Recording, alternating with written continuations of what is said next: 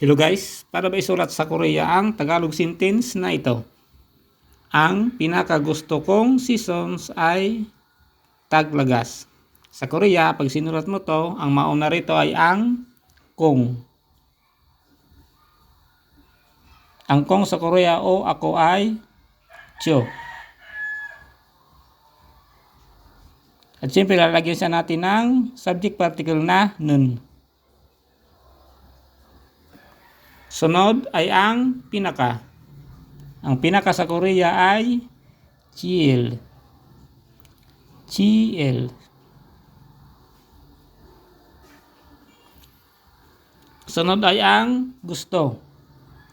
Sa Korea ang gusto ay chua.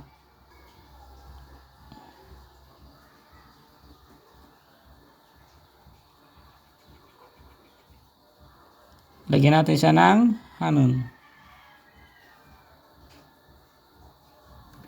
Sunod ay ang seasons. Ang season sa Korea ay kijol.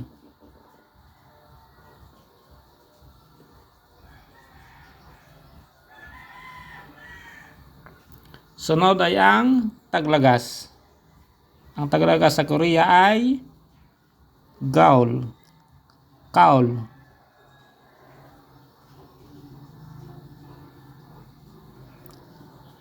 Imnida.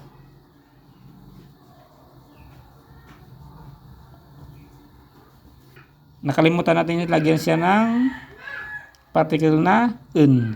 Dahil mayroon siyang batching, ang ilalagay natin sa kanya ay un.